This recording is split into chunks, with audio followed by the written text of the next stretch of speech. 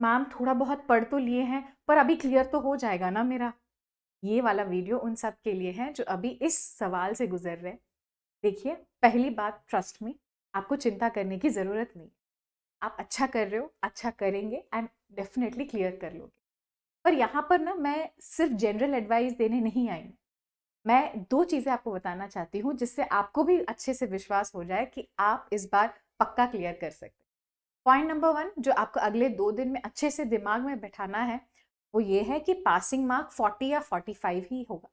यानी कि आपको 100 में से लगभग 50 मार्क्स भी आ गए, 50% लेके आ गए, तो आप सेफ ज़ोन में रहेंगे। तो आपको 100 आउट ऑफ 100 लाने के लिए अभी पढ़ने की ज़रूरत ही नहीं है। आप ये अच्छे से दिमाग में बिठा देना, ठीक है? पॉइंट नंबर 1 ये। पॉइंट नंबर 2 ये है कि आपको चिंता इसीलिए भी नहीं करना है क्योंकि मैं आपके सामने अभी बताने वाली हूँ 4 स्टेप रिवीजन प्लान। अभी आगे के 10 मिनट में आपको विद प्रूफ बताऊंगी कि आपको बिल्कुल चिंता करने की क्यों ज़रूरत नहीं है। एंड ये बस 4 स्टेप्स आपको समझना है। स्क्रीनशॉट ले लीजिएगा हर स्टेप में जो जो सब्जेक्ट कवर करना है। ऐसे ही आप पढ़ाई कीजिए। आगे के 48 घंटे इधर उधर का रील्स ये वो ये सब मत देखना। बस पढ़ाई पे फोकस कीजिए, आपका हो जाएगा, पक्का क्लियर हो जाएगा। इस संडे को गुड न्यूज़ के साथ एग्जाम सेंटर से बाहर आएंगे। तो फर्स्ट स्टेप में ये है कि देखिए, कुछ सब्जेक्ट्स हैं जो आपको अभी बिल्कुल मिस आउट नहीं करना। यहाँ पे क्योंकि अभी हमारे पास काफ़ी कम टाइम है, तो इसीलिए मैं चाहती हूँ कि जिस ऑर्डर में अभी आपको दिखा रही हूँ, उसी ऑर्डर में अभी आप पढ़ाई करें। ये बहुत सोच समझ कर मैंने बनाया है, तो आप इसी को फॉलो कीजिए। आप मेरे कोर्स में से पढ़ रहे हैं, सेल्फ प्रिपरेशन कर रहे हैं, थोड़ा बहुत ऑलरेडी खुद से पढ़ लिया है, लास्ट मोमेंट का गाइडेंस चाहते हैं, आप जिस भी स्टेज में है, मेरा सजेशन होगा कि स्टेप 1 में पहले ये वाले टॉपिक सारे खत्म। क्यों? क्योंकि ये सारे ही छोटे-छोटे बैराक्ट या छोटे-छोटे टॉपिक है, जिसमें से प्रिडिक्टेबल क्वेश्चंस या रिपीट क्वेश्चंस आने का चांसेस बढ़ जाते हैं। सिर्फ ये सब्जेक्ट्स करने से आपके कितने मार्क्स पक्के हो जाएंगे? 25 मार्क्स आपके पक्के हो जाएंगे। एडवोकेट्स एक्ट छोटा सा बेयर एक्ट है। छोटे से बेयर एक्ट में से आराम से आप आंसर्स ढूंढ सकते हो। तो अभी क्या करना है, बस क्वेश्चन प्रैक्टिस कर लो। इन सारे सब्जेक्ट्स का अभी बैठ के पूरा थियरी वीडियोस देखो, ये करो, इतना टाइम नहीं है, मैं समझती हूँ। तो इसीलिए आप पहले के 3 या 4 घंटे में आप ये वाले कर लो। एडवोकेट्स एक्ट आराम से आधे घंटे में आप पढ़ सकते हो, बहुत छोटा है। क्वेश्चंस भी आप आराम से खुद से सॉल्व कर सकते हो, तो ये कर लेना। फिर कॉन्ट्रैक्ट 1 कॉन्ट्रैक्ट 2 में प्रीवियस ईयर क्वेश्चंस कर लेना, एमसीक्यूज कर लेना। और जो ऑलरेडी मेरे कोर्स के पार्ट हैं उनको तो प्रैक्टिस पीडीएफ मिले हैं कॉन्ट्रैक्ट के, वो कर लेना एमसीक्यूज अच्छे से। ये भी स्कोरिंग टॉपिक है, बहुत कॉम्प्लिकेटेड नहीं है। कॉन्ट्रैक्ट भी छोटा सा बैराक्ट है, आप कर पाओगे आखिरी मोमेंट पर भी। फिर एनआई एक्ट 1-2 क्वेश्चंस आ सकते हैं, बहुत सिंपल है, उसमें भी चेक बाउंसिंग पे ज़्यादा क्वेश्चंस आते हैं, बेसिक से आते हैं, वो भी आप फटाफट कर सकते हो।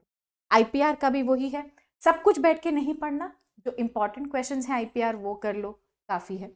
मुस्लिम law, torts, MV act, consumer protection act, ये सब दो दो दो दो नंबर, 2-3 करके अगर आप 25 मार्क्स का प्रिपरेशन पहले कर लिए, तो आपको खुद कॉन्फिडेंस आ जाएगा। तो ये वाला तो पक्का आप स्क्रीनशॉट कर लेना, इस ऑर्डर में पढ़ लेना, उतना ही पढ़ना जितना एग्जाम के लिए इंपॉर्टेंट है। आपके पास कोई प्रैक्टिस बुक है, आप उससे कर लेना। कोर्स के पार्ट हैं, जो भी फुल कोर्स ज्वाइन किए हैं, कोर कोर्स ज्वाइन किए हैं, या अभी जो 299 का कोर्स चल रहा है, उनके पास भी ये सारे क्वेश्चंस के पीडीएफ्स तो अवेलेबल है, आप कर लेना।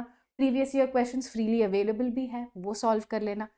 बट ये सब्जेक्ट्स पहले अपने साइड से डन कर लो, खत्म हो गया। I am confident about these subjects करके तब आगे बढ़ना। फिर सेकेंड स्टेप में आगे के 10 नंबर, पहले के 25 मार्क्स के अच्छे से कर लिया। फिर नेक्स्ट मार्क्स 10 मार्क्स के लिए ये वाले सब्जेक्ट। अब ये थोड़े से मुश्किल सब्जेक्ट्स हैं, सच बता रही हूँ। जो पहले स्लाइड में है वो सबसे इजी सब्जेक्ट्स। सेकेंड स्लाइड यानी स्टेप 2 में जो है ये थोड़े से मुश्किल है। जैसे आर्बिट्रेशन एक्ट कुछ लोगों को थोड़ा सा मुश्किल लगता है, पर यहाँ पे आपको 3 मार्क्स मिल सकते हैं। फिर स्पेसिफिक रिलीफ एक्ट थोड़ा सा टेक्निकल टॉपिक है, बट इसमें से भी थोड़ा बहुत अगर आप समझ के कर लिए तो कितना आएगा, 1 मार्क या 2 मार्क्स आप यहाँ से लेके आ सकते हो। हिंदू लॉस तो अच्छे से आप करके जाना, क्योंकि उतना मुश्किल नहीं है। हिंदू लॉस से आप 5 मार्क्स आराम से स्कोर कर सकते हो, तो ये तो पक्का करना। फिर यहाँ पे पे अटेंशन, काफी लोगों को लगता है कि बीएसए या एविडेंस एक्ट ये मुश्किल है, पर BSA जो है भारतीय साक्ष्य अधिनियम, उसमें बहुत सारे चेंजेस नहीं हुए हैं। बेयर एक्ट अभी भी काफी छोटा ही बेयर एक्ट है एंड जो क्वेश्चंस आएंगे, काफी क्वेश्चंस आपको बेयर एक्ट से डायरेक्ट मिल जाएंगे। तो ये वाला टॉपिक आप स्टेप 2 में खत्म कर सकते हो। ये भी जल्दी जल्दी भी हो जाएगा। ये वाले टॉपिक्स आप एक्चुअली कर सकते हो। थोड़े मुश्किल लगेंगे पर आराम से थोड़ा टाइम निकाल के पढ़ लेना, हो जाएगा। फिर आप स्टेप 3 में नेक्स्ट 10 मार्क्स की तैयारी करें, जिसमें आप एविडेंस एक्ट, IPC और BNS की तैयारी करें।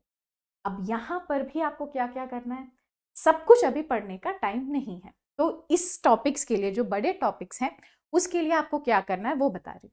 आप क्या करोगे, प्रीवियस ईयर क्वेश्चन सॉल्व करना, खुद से सॉल्व करना, एंड जो प्रैक्टिस क्वेश्चंस दिए गए हैं आप वो कर लेना। आप मेरे कोर्स से है या सेल्फ स्टडी कर रहे हो, आपके पास तो प्रैक्टिस क्वेश्चंस का बुक या कुछ भी मटेरियल है, उससे कर लेना। एंड आप असेस करना कि कौन से ऐसे टॉपिक्स हैं जो मेरे को डाउटफुल लग रहा है, करके आप एक टॉपिक्स का लिस्ट जो है ना वो बना लो। जैसे फॉर एग्जाम्पल मैंने नोटिस किया एविडेंस एक्ट के टॉपिक से काफी लोगों को confession, police and police confession के टॉपिक में काफी डाउट्स आ रहे हैं, ठीक है।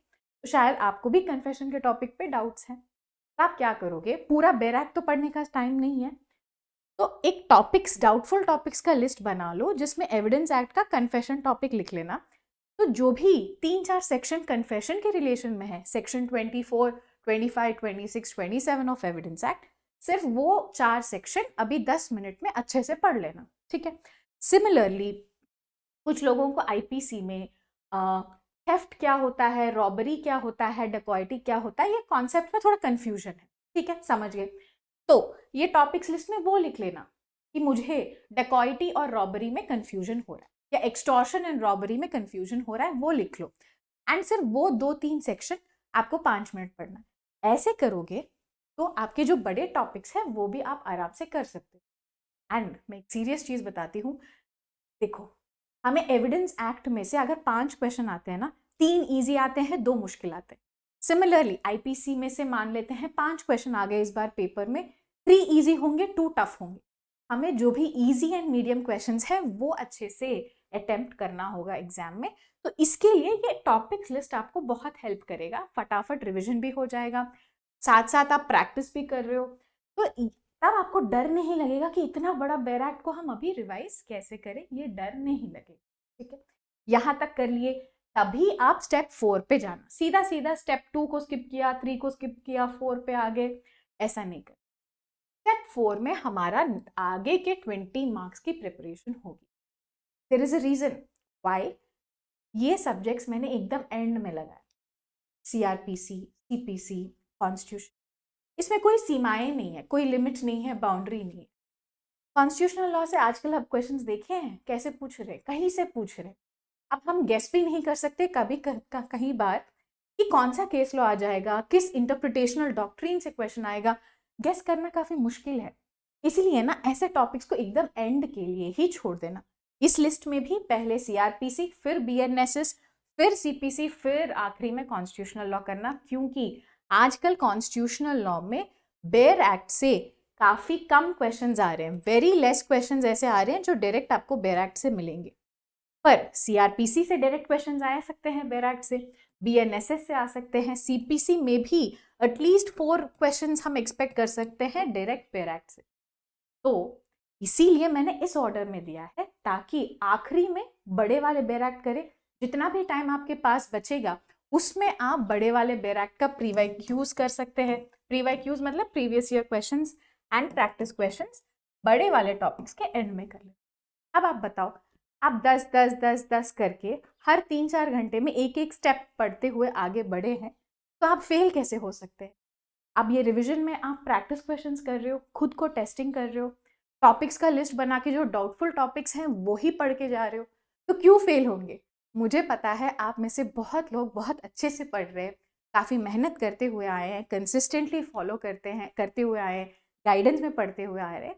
तो आपको बस काम माइंड के साथ अभी आखिरी के 2 दिन में ये प्लान फॉलो करके रिविजन करना है, एंड डेफिनेटली आप अच्छे से क्लियर कर लोगे। All the very best for exam.